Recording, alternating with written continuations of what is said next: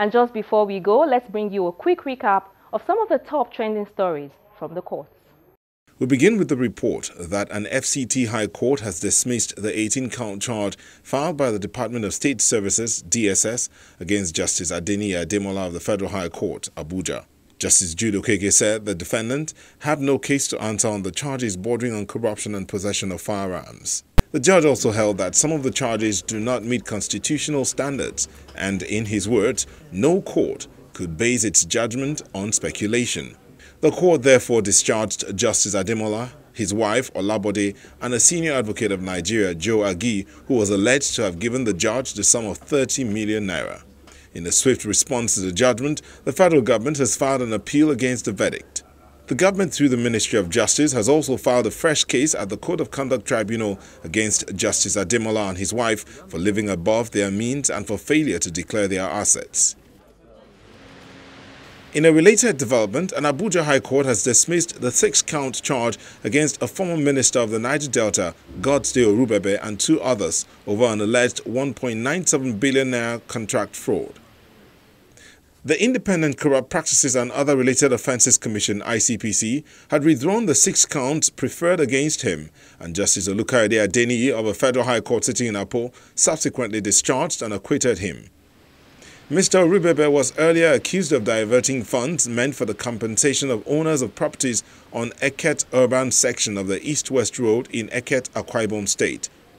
But a letter signed by the Federal Director of Public Prosecution and sent to the court said that the basis for the prosecution of the defendants for misappropriation does not exist, and thus further prosecution could not be justified.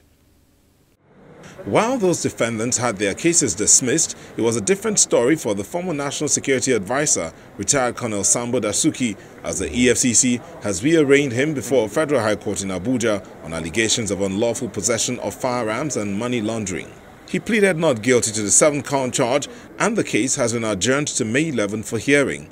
Justice Ahmed Mohammed ordered that he should continue to enjoy bail on the terms already granted by the court. His counsel, Ahmed Raji, senior advocate of Nigeria, has also reiterated his earlier objection for the shielding of witnesses.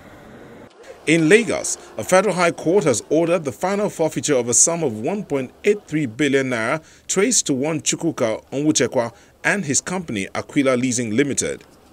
The sum, which has been linked to a former chief of naval staff, is to be forfeited to the federal government of Nigeria.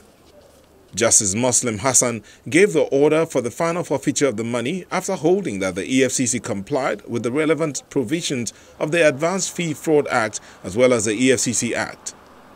The EFCC had claimed that the money, which was traced to the 2 defendants, was fraudulently diverted from the Nigerian Navy under the leadership of Admiral Dele Ezoba.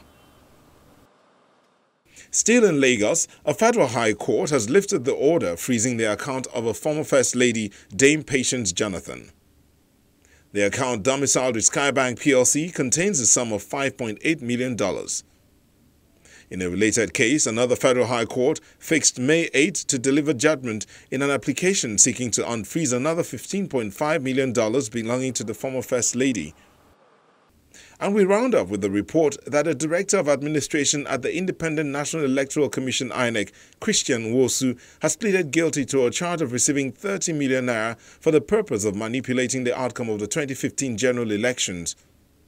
He received the sum out of a total of 264.88 million naira allegedly used by the former Minister of Petroleum, Diezani Alison Madueke, to bribe some officers of the electoral body ahead of the conduct of the elections. Justice Mohammed Idris has convicted him and is expected to give his sentence on April 27. 2 other INEC officials arraigned alongside Mr. Nwosu, however, pleaded not guilty to the charges of receiving gratification.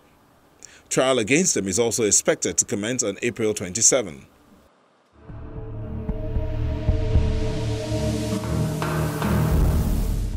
And that's the program for today. Please share your views with us on any of the issues we discussed on the program. If you missed any part of it, you can find it in past episodes on our YouTube channel.